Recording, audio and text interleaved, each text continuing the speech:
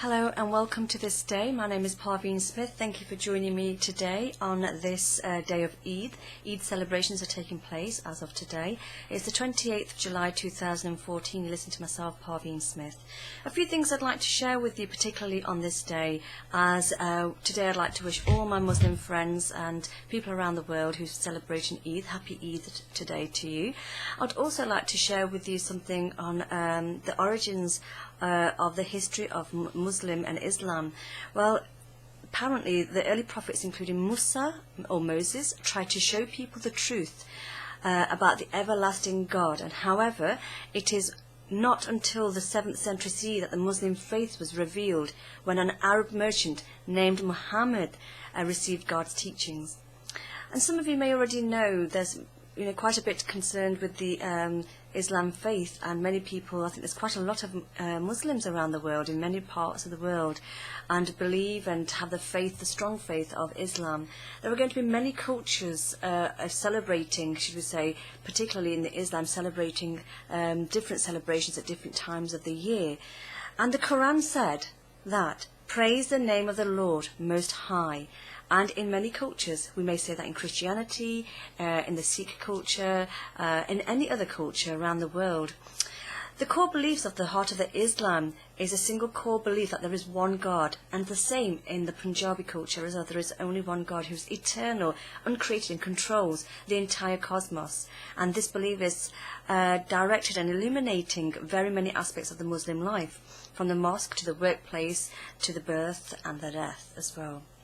So as we look at this particular day here, sharing with you that the Bible or the teachings are actually in the Quran, and that it's known as the Muslim sacred book. So just like Christianity or the Sikh holy scriptures, there's a holy scripture for every culture out there. And particularly the Quran stands in tradition of the revelations to the prophets, stretching back to the figures such as Moses.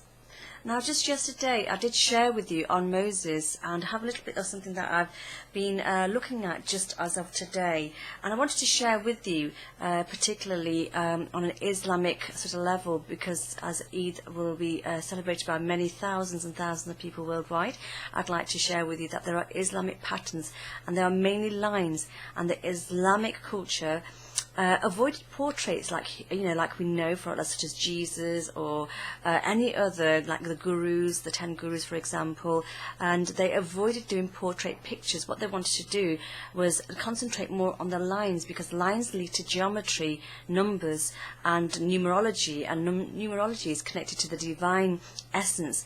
And it's also known that the numbers that are connected to divine omnipresence can give us much more on oneness through the numbers alone. So I'd like to share with you something from Mevlana Jalaluddin Rumi, and it goes like this. Listen, open to a window to God, and begin to delight yourself by gazing upon Him through the opening.